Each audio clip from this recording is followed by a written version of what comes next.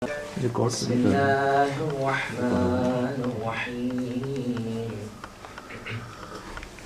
عن جابر بن عبد الله الأنصاري عن فاطمة الزهراء عليها السلام بنت رسول الله قال: سمعت فاطمة أنها قالت: دخل علي أبي رسول الله في بعض الأيام فقال: السلام عليك يا فاطمة. فقلت: عليك السلام. قال: إني أجد في بدني ضعفا. فقلت له: أعيذك بالله يا أبتاه من الضعف. فقال: يا فاطمة، ائتيني بالكساء اليماني فغطيني به. فأتيته بالكساء اليماني فغطيته به، وسرت أنظر إليه وإذا وجهه يتلألأ كأنه البدر في ليلة تمامه وكماله. فما كانت إلا ساعة وإذا بولدي الحسن قد أقبلا وقال: السلام عليك يا أمّا. فقلت: عليك السلام يا قرة عيني وثمرة فؤادي. فقال: يا أمّا، إني أشم عندك رائحة طيبة كأنها رائحة جدي رسول الله. أخبرني ما لجلوسنا هذا تحت الكساء من الفضل عند الله. فقال النبي صلى الله عليه وآله: والذي بعثني بالحق نبيا واصطفاني بالرسالة نجيا، ما ذكر خبرنا هذا في محفل من محافل أهل الأرض، وفيه جمع من شيعتنا ومحبينا، إلا ونزلت عليهم الرحمة وحفت بهم الملائكة واستغفرت لهم إلى أن يتفرقوا. فقال علي عليه السلام: إذا والله فزنا وفاز شيعتنا ورب الكعبة. فقال أبي رسول الله صلى الله عليه وآله: يا علي، والذي بعثني بالحق نبيا واصطفاني بالرسالة نجيا، ما ذكر خبرنا هذا في محفل من محافل أهل الأرض، وفيه جمع من شيعتنا ومحبينا، وفيهم مهموم إلا وفرج الله هما، ولا مغموم إلا وكشف الله غما، ولا طالب حاجة إلا وقضى الله حاجته. فقال علي عليه السلام: إذا والله فزنا وسعدنا، وكذلك شيعتنا وفازوا وسعدوا في الدنيا والآخرة ورب الكعبة. اللهم صل على محمد وآل محمد.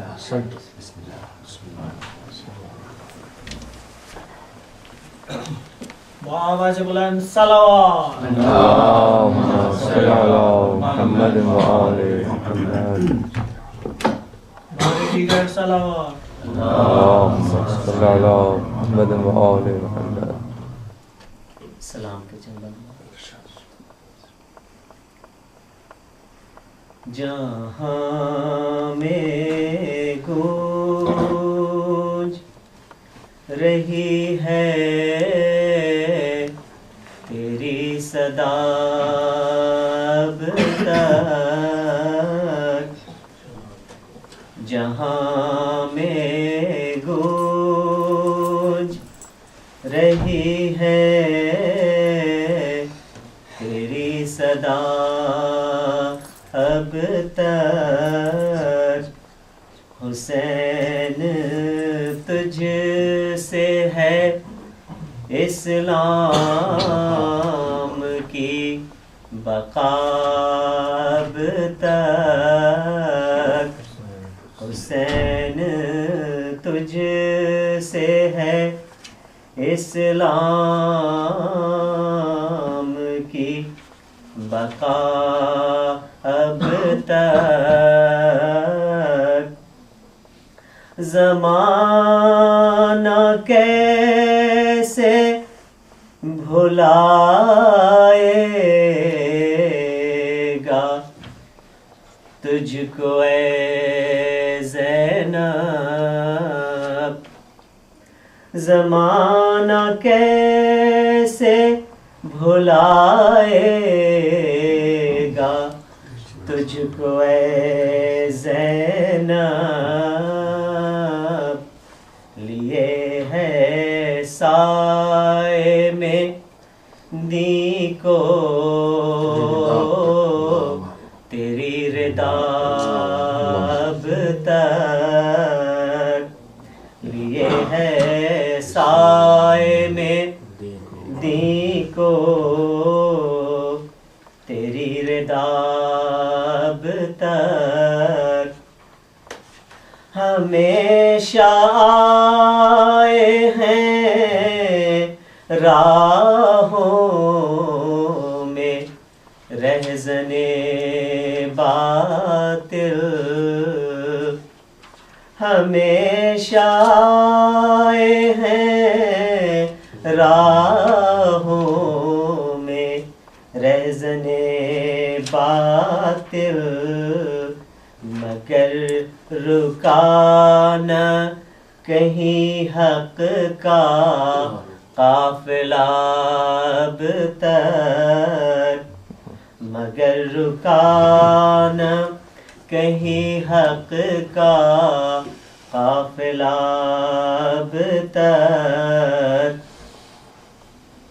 لٹا کے خود کو بچایا حسین نے دی کو لٹا کے خود کو بچایا حسین نے دی کو خدا گواہ ہے شاہد ہے کربلا اب تک خدا گواہ ہے شاہد ہے کربلا اب تک آخری زمانہ مانے نہ مانے مگر یہ سچ ہے اصل زمانہ مانے نہ مانے مگر یہ سچ ہے اصل میرے حسین سا کوئی نہیں ہوا اب تک میرے حسین سا کوئی نہیں ہوا اب تک صلوات اللهم صل على محمد وآل محمد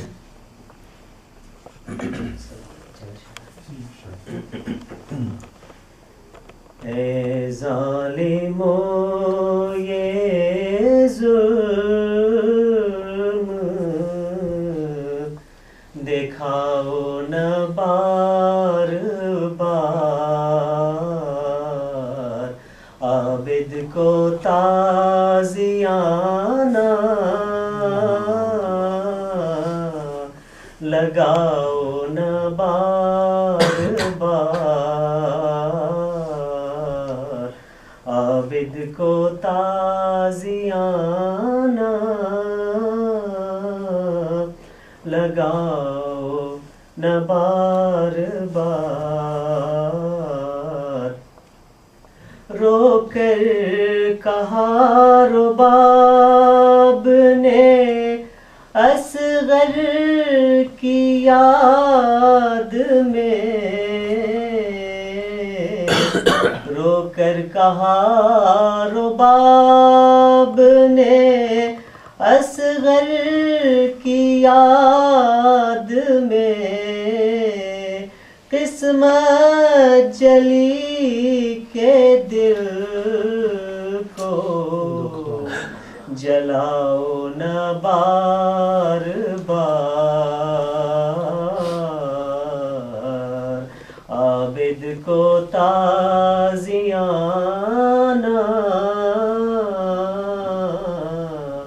لگاؤ نہ بار بار۔ اکبر کے غم میں کہتی ہے لیلا بچشم نم، اکبر کے غم میں کہتی ہے لیلا بچشم نم، سینے کا زخم یاد دلاؤ نہ بار بار، عابد کو تازیانہ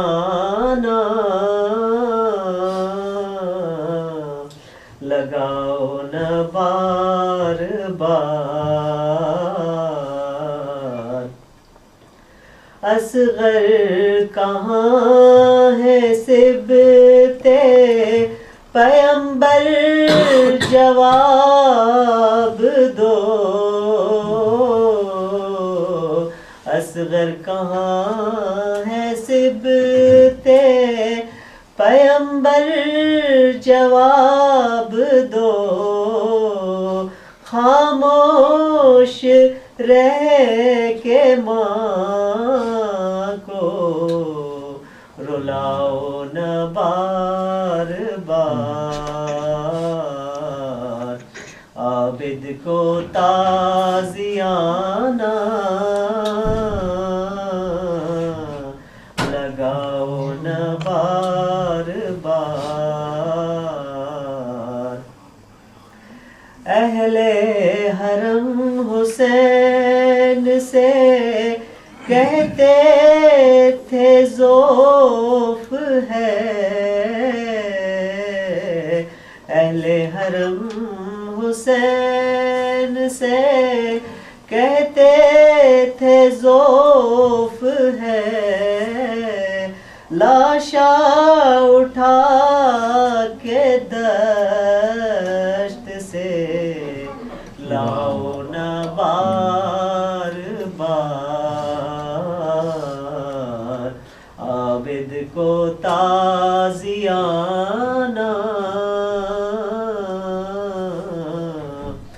لگاؤ نہ بار بار۔ زینب سے کہہ رہی ہے یہ سجاد کی غشی، زینب سے کہہ رہی ہے یہ سجاد کی غشی، سجاد ناتواں کو جگاؤ نہ بار بار، عابد کو تازیانہ موجے فرات کہتی ہے ہر تشنہ کام سے، موجے فرات کہتی ہے ہر تشنہ کام سے، سوکھی زبان لبوں پہ بار بار سوکھی زبان لبوں پہ پھراؤ نہ بار بار عابد کو تازیانہ لگاؤ نہ بار بار ہنگام عصر کہتی ہے بیٹی حسین کی ہنگام عصر کہتی ہے بیٹی حسین کی دامن بھی اپنا مجھ سے چھڑاؤ نہ بار بار اے ظالموں یہ ظلم دکھاؤ نہ بار بار عابد کو تازیانہ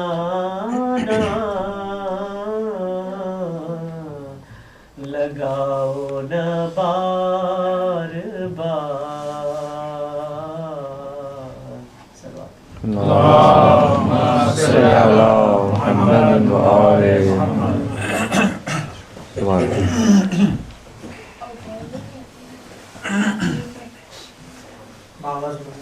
اللهم صل على محمد وآل محمد. وہ کربلا وہ شام غریباں وہ تیرگی وہ زینب حزین وہ حفاظت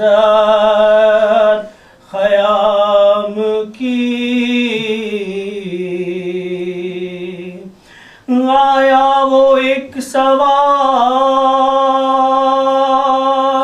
قریب خیام شاہ بیٹی علی کی غیظ میں سوئے فرس بڑی اونچی نقاب چہرے سے اپنے سوار پیش نگاہ زینب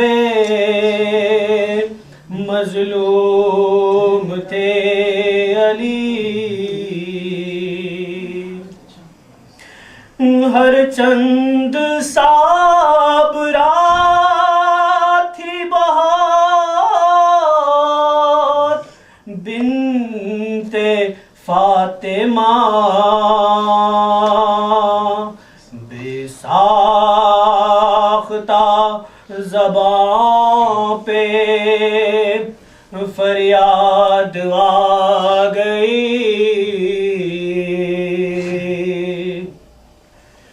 زینب نے کہا باپ کے قدموں سے لپٹ کر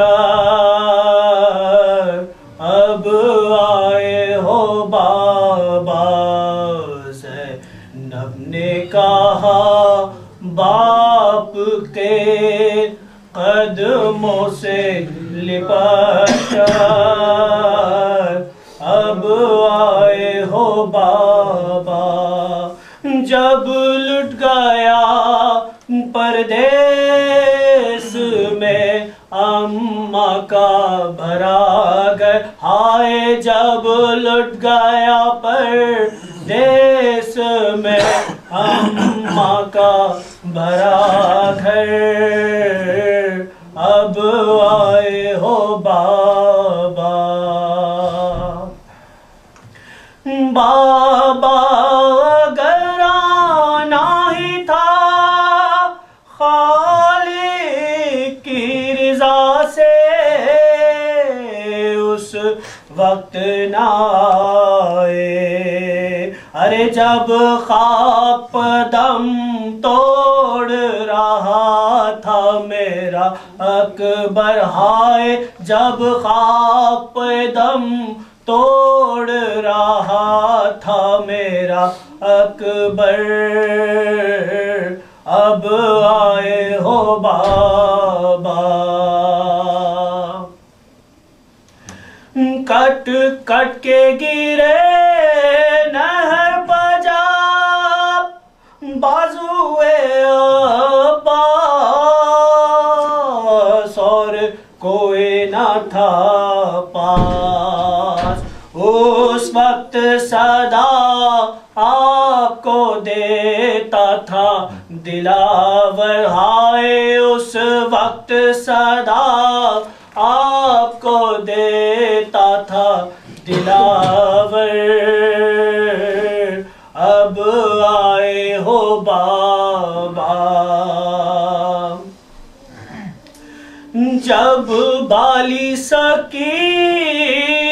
کے گوہر چھینے گئے تھے لگتے تھے تماچے حسرت سے مجھے تکتی تھی بانوئے مزتر ہائے حسرت سے مجھے تکتی تھی بانوئے مزتر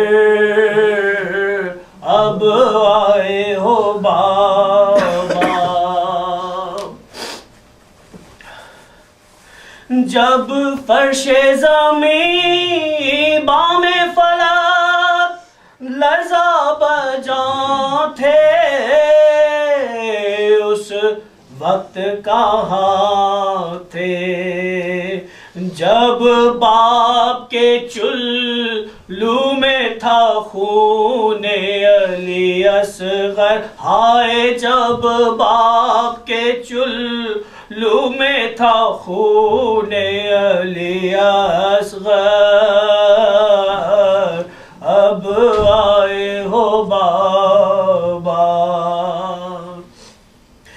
ارے جب بھائی کا سر کٹتا تھا میں دیکھ رہی تھی حضرت کو صدا دی سر کھولے ہوئے روتی تھی میں خیمے کے در پر ہائے سر کھولے ہوئے روتی تھی میں خیمے کے در پر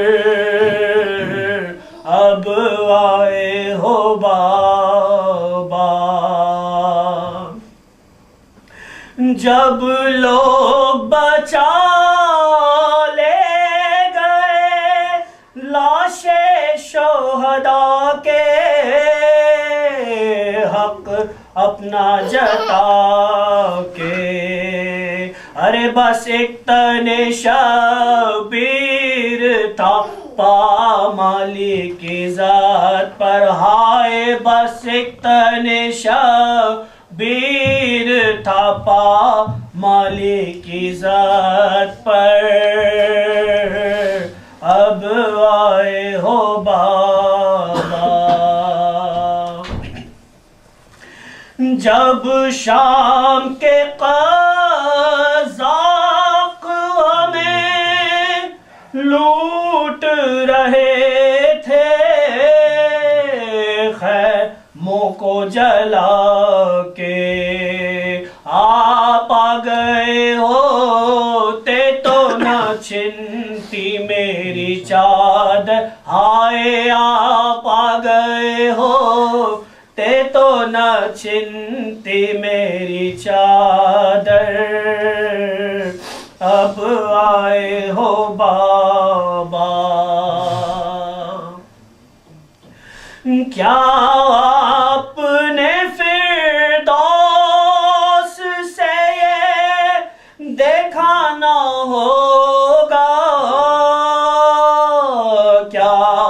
حشر باپا تھا، جب پشت سے بھی مار کی کھینچا گیا بستر، ہائے جب پشت سے بھی مار کی کھینچا گیا بستر، اب آئے ہو بابا۔ ایک رات کے مہمان ہیں، پھر قید سلاسل، کیا آنے سے حاصل؟ ارے بازار میں ہم صبح کو جائیں گے کھلے سر، ہائے بازار میں ہم صبح کو جائیں گے کھلے سر،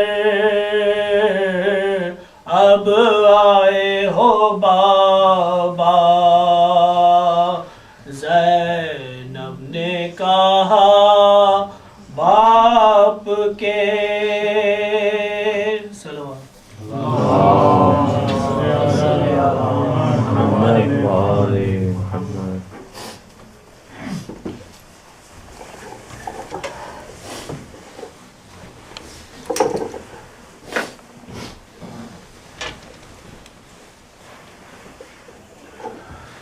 اللہم صلی علی محمد و آل محمد۔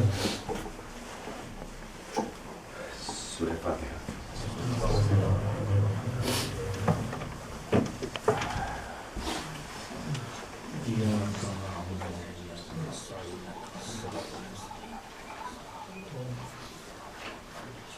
اعوذ باللہ من الشیطان الرجیم، بسم اللہ الرحمن الرحیم۔ الحمد للہ رب العالمین، والصلاة والسلام علی خاتم النبیین وآلہ الطاہرین، صلوات اللہ۔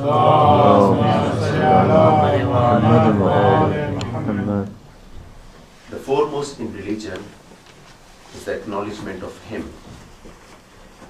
The perfection of acknowledging Him is to testify Him.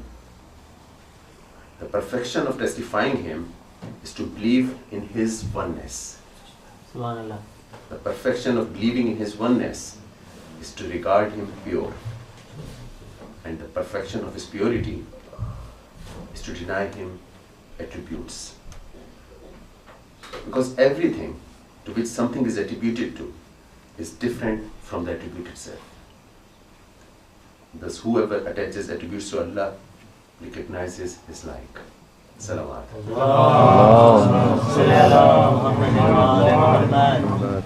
This is the part of the first section of Nahjul Balagha, from the most eloquent among the eloquents.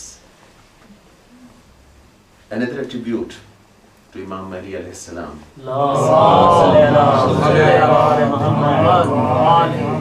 is what we famously say is Imam al-Muttaqin, the chief of all pious. Or you can take it the other way. He was the most pious among the pious, or he is the commander of those who have to be pious. These are the days of reflection.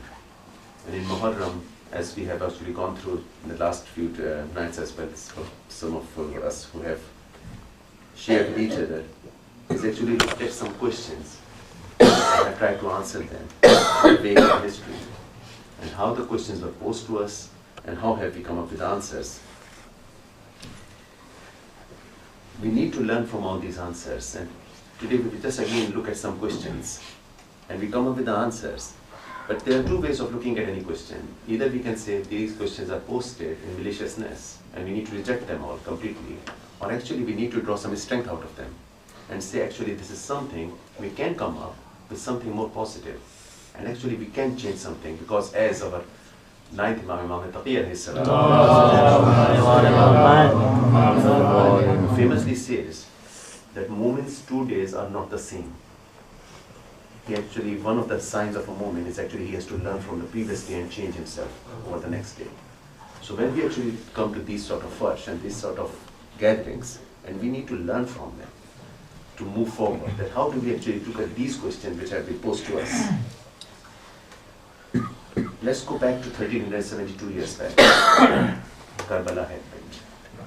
And when Karbala happened, soon after that, the people who looked at the worldly affairs felt at that time that that was, Nauzubillah, the defeat of Hussein.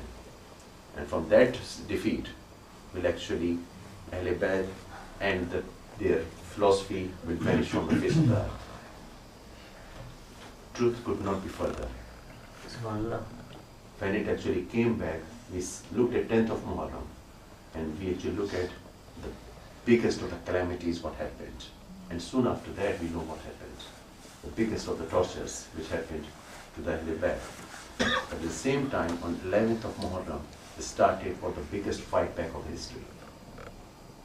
Led by our, as we heard just now, Lady Zainab, who led us with example and actually moved us forward.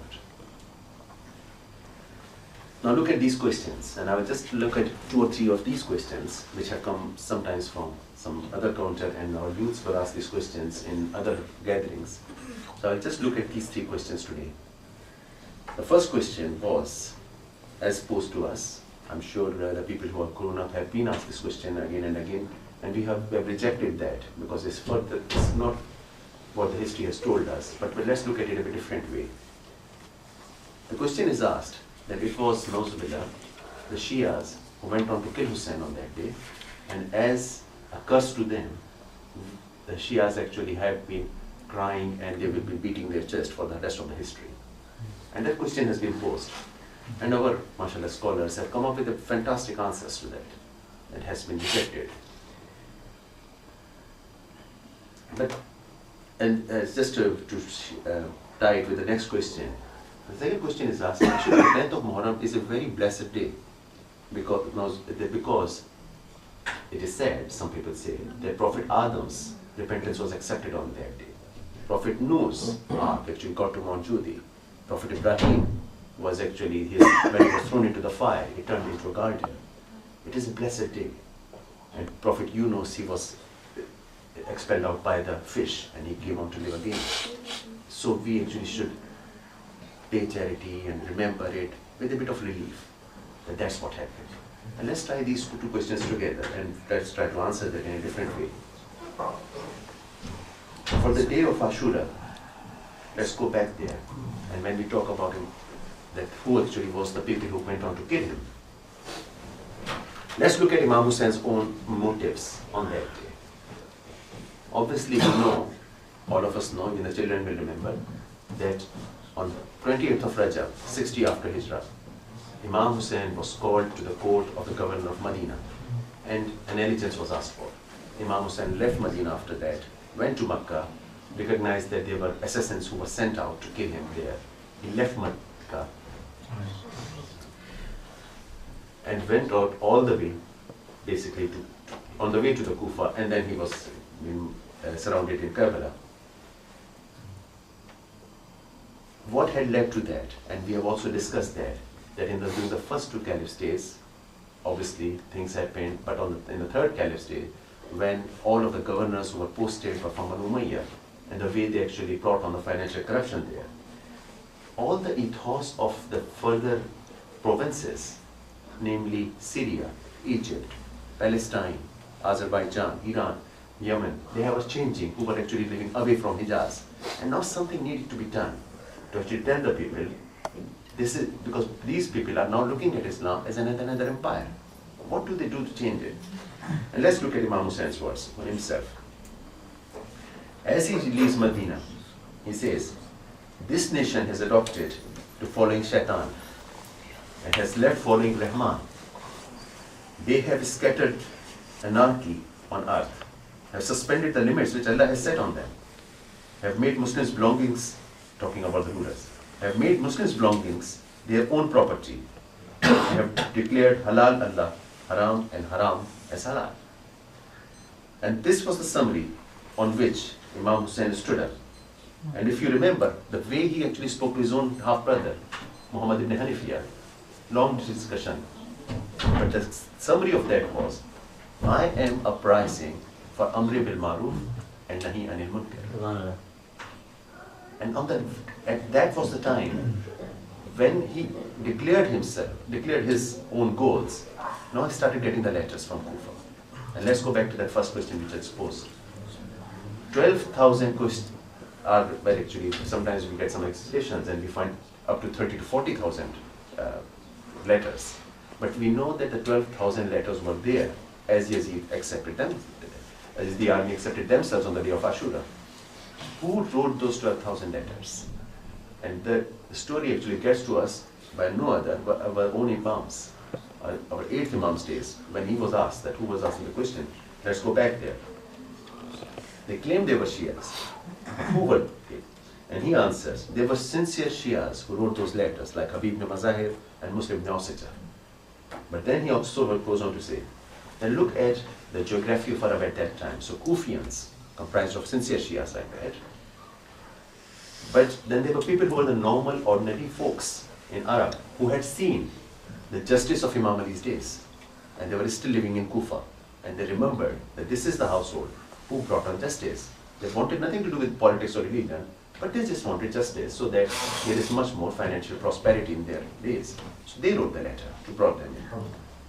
Third type of people were the nationalists, who actually have felt very angrily that the capital of Muslims had moved from Kufa to Syria. Arab nationalism. Ibn Mutayy, for example, when he met Imam Hussain, he said, you are going there and you will be killed. And the Arabs, the word he has used, that Arabs' hurmat, or honor, will be destroyed by that. He's not looking at Imam will be killed and the philosophy will be killed. He was looking at Arab nationalism. The fourth group of people were the tribal chiefs, who had realized that actually Imam is a great leader, and when he comes to bring this change, we will be the part of his court. And when we are the part of the court, we will get our own benefits. And the fifth people were the ordinary people, as we call them. And they were the people who actually will follow any wind which blows. They were the people who actually were in Kufa on that time, and they were the majority who wanted to actually go back and yield the benefits of whoever actually won the battle on that day. And then you actually come across the people who were, I won't bore you with the names and everything, but just a couple of names. Amr ibn Hajjaj, he was the one who wrote the majority of the letters, and then on the day 7th of Muharram, he actually appointed himself on Farat, Euphrates, to block the water. He was one of them. The second name, Shabas ibn Rabai, and he actually built a one beautiful mosque in Kufa to pay shukr for the day of Ashura. These were the people who just wanted to yield some benefits from the government. And when people looked at that, they actually went on to claim they were Shias. Because when Bibi Zainab, when they were imprisoned and they were taken back to the Kufa, let's look at Bibi Zainab, what she says. Let's look at her address, how she starts by saying. She says, praise be to Allah and salutations on my grandfather and his holy progeny. O Kufians, O plotters and traitors, are you crying now? May God not stop you from tears, and your wailing does not come to peace. You are like that woman who makes a strong thread and then breaks it. You call it fate, which is actually your lies. Your souls have presented you the deeds in which Allah's wrath is now on you. Let's look at that. Let's listen to that. They were crying on the time when these captives back again entered Kufa. And let's look at ourselves now. We know in the history we have rejected that question. Shias did not kill them because we know, all of our children know. If I ask them what are the Usul-e-Din, they will tell me 1, 2, 3, 4, 5. And one of the most important things they will always say, all of them are important, but one of them they all will tell me is Imamah. But the day anybody lets the Imamat go under the knife of Shimr, he is not a Shia. We know that, and that has been rejected. The whole community. But let's actually take some message from this, that if we are not them, who we are. Definitely we are not the people who are on the Yazidi side, but what will be our responsibility if Imam is here today? We always say, Abi antum ummi tibtum. My father and mother be sacrificed on you on every Thursday night. We say that, don't we? And then we need to ask ourselves this question: if Imam is here today, okay, we will not be the Shami army, we will not be the Kufian army, but will we be on Habib ibn Mazahir or Muslim ibn Ausija, or will we be actually on the side which will say, may Allah bless Hussein, he was killed? The question we have to answer for our own children. And let me take the next question here, so before I finish my answer. And I will not go into the history of that. We know, I mean, you will look at the books, the day Prophet Adam's repentance was accepted, Ibrahim was spared, and things like that. We will know different dates. But let's ask a very simple, basic question here. If we even accept for 0.1% chance that all the prophets got relief on that day, we all are very good friends and we all respect each other's families. But say, unfortunately, in one of the families, someone dies. My father dies. And on the same day, some of my friends, the student has got a very good result, or somebody actually who has got bought a new house, or they're actually having a wedding. What will be my responsibility on that day? Will it be to mourn for my father and bury him and have his janazah, or actually go and celebrate for other people? When we accept that all the shariats had gone away after Holy Prophet, and we know that Holy Prophet, the one person or the one family he loved the most was Hussein and Hassan's family. And when Hussein is going under the knife on 10th of Muharram,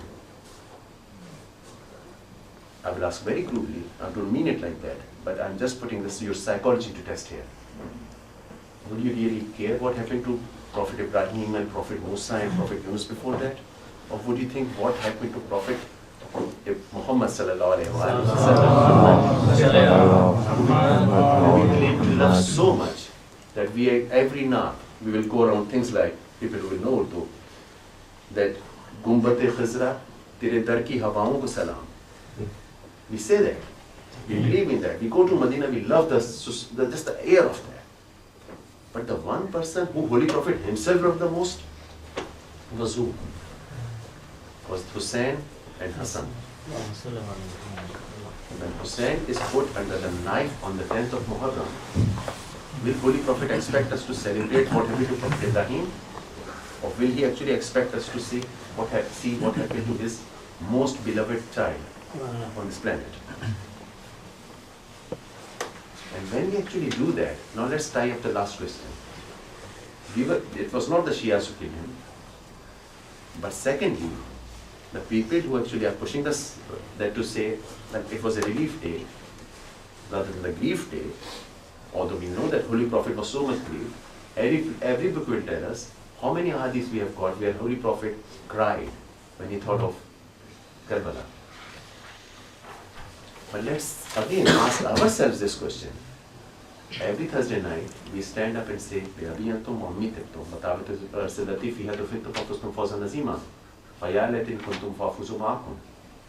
we say, my mother be sacrificed on you and my father be sacrificed on you. By the same time, we actually, again, let's go back to the human psychology here. We all love our mothers, we all love our fathers the most. Will we sacrifice them on somebody? We will sacrifice them on the same person who obviously is a bit more important than that or deserves more love than that. Yes? Is it not the common sense? But then let's go back and ask again a very quick question. Don't feel please offended, but let's reflect on it. Just the reflection question. I have, many times we hear this, mashallah, we have this most blessed gatherings like majalis. And why do we do that? And we do it for sawab. Do we love our mother for sawab? Do we love our father for sawab? If I ask even the littlest child here, he say, no, because she's my mother. And he's my father. I will love them, come what may. We all know there is a huge reward in loving your mother and serving your mother. But is that ever the motivation we have? No, it's not. The motivation is the love of the mother comes from the heart. When we say every Thursday night,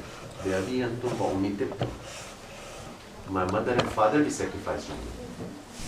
And then, do we want to trade our majlis for some sawab? Or do we do it because our children should actually love Imam Hussain? Question we have to ask ourselves.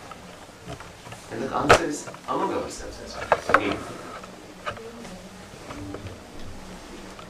And again, I keep on using this analogy. But my friends, if I meet one of my friends and I come back home, then only when I show my utmost respect and love for that friend, only then my child will learn to respect that person. But if I show the reason I actually respect that friend and love that friend, because this friend actually gives me business. Is that the deal we have with Imam Hussain? That we are actually going for his majlis and loving him because we'll get sawab. But actually, I like him so much, I come home and I want to transfer that love to my children. That is the question we should be asking. And the reason, and if I go back to the previous questions, the question, may I dare say, one of the reasons these questions are posed, because maybe somewhere we are lacking in our love. And the question has come out. Because people look at us and they think that the reason we love Imam Hussain is because we want to trade the sawab rather than we love him from the bottom of our heart. Question is for us to answer for the next generation. Salawat.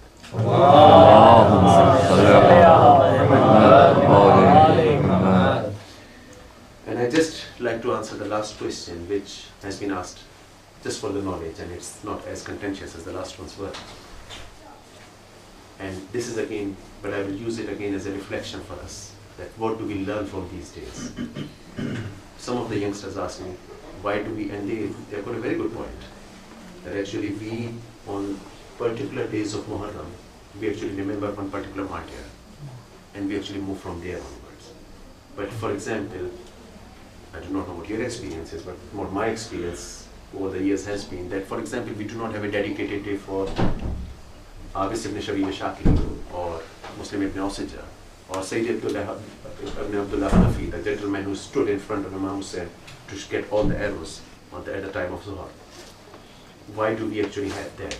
There are differences. Every single martyr is important for us. And that is why we say, فَيَا لَيْتَنِي كُنْتُ مَعَكُمْ فَفُزُّ مَعَكُمْ. If only I was on the day of Karbala with you, I would have sacrificed and got the elevated status as you have. That land has been elevated. We accept that. Every martyr is blessed for us. But we want to remember these because we want to learn from those people something. And let me just remind again, these people, when we talk about her, all of us, me the biggest, do some sort of sins. We are sinners. But Hur told us how to do repentance. He could have gone back and repented somewhere else. But he told us how to repent. When you get repented, you actually sacrifice yourself the first. And you don't just sacrifice yourself the first, you send your son first. And that is how you repent. That is how he paid back. And what was his own status? Let's look at Hur. Imam Hussain is marching towards Kufa. He is struck by Hur. And Hur, actually, they have a bit of argument later on. And Hur put his hand on the reins of Imam Hussein's horse. What does Imam Hussain reply with? And that is a message for all of us. He says, "O Hur, may your mother sit in your mourning." Was Imam Hussain of that status? He will actually tell other people what their mother should do. Imam Hussain had a clear message. How do you know whose my mother is? Because human psychology is, you will react in the same way as he has said. So he stayed away. Hur would have thought, I will say something for your mother. And hand 1 second, he stopped there. He said, I can't even say anything for your mother. And that is where who repented, who told us how to repent. Do we actually need to tell our children or ourselves that repentance and that matter of that? How do we take it forward? We remember Habib ibn Mazahir. When we look at the friendship, how, and that friendship is not just, when we look at the friends of Hussein, we don't just look at the friends of Hussein in Habib ibn Mazahir. Imam Hussein on the eve of Ashura very famously said, I have got those friends which my grandfather did not have, my father did not have. And that is, if we claim to be those friends, how far are we taking our friendship? What are we are telling our own children about where Imam Hussein stands in our equation of the day? Does he belong to those 10 days and then maybe might listen in our house one day a year and then we forget about him? Or do we want our children to know, actually, if you want to be friend, you be friend like Hussein's friends. If you want to repent, you want to repent like who did. And let's look at Imam Hussein's family. We have got very little children here. And you remember Qasim, 13 years old, 14 years old? The children here will be that age. So young that when Imam Hussein asked him, "Oh Qasim, will you find death?" And like, if you take the today's analogy of chocolate, that's what he used. He said, sweeter than honey. He was so little. He was so little. Then on the day of Ashura, when he fell from the horse, Maulana Abbas Ali Najfi writes that the voice everybody heard was Ya Ammahu Adrikni, and they couldn't clarify whether he was calling Ammah with an N, calling his uncle, or Ya Ammahu. He was so little, in grief he just called for his mother. And that is so little Qasim was. He still went out. Do we tell our children to be like that? Do we give that love like that? We talk about Abbas. We talk about his loyalty. And we portray him as the biggest warrior of all time. Abbas's gallantry and Abbas's valor was not on the fighting of the day of the Ashura. Fighting was easy for Abbas. But remember, the 2nd of Muharram, when they arrived on the plains of Karbala. On the plains of Karbala. Where do they put the tents? They pitched the tents just next to the Euphrates.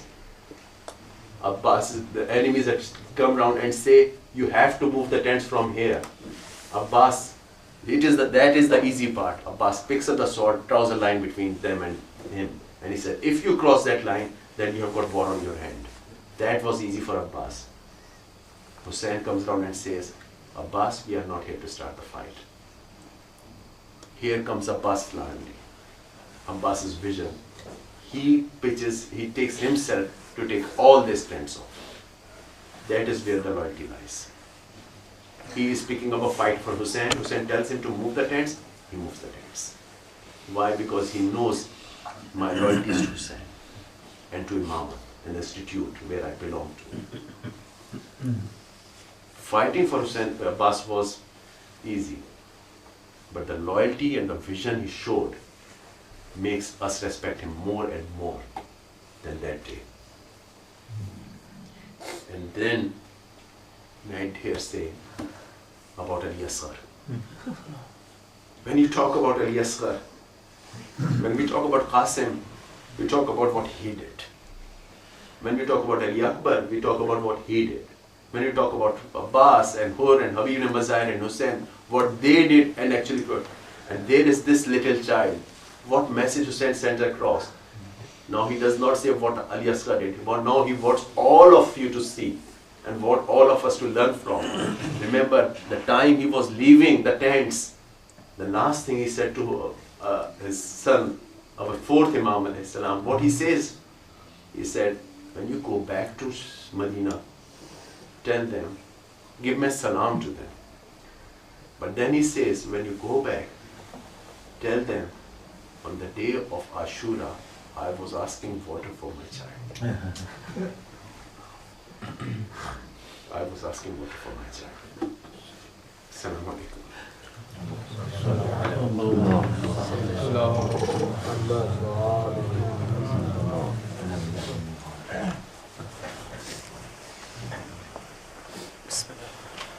وآبس بلند صلوات اللهم صل على محمد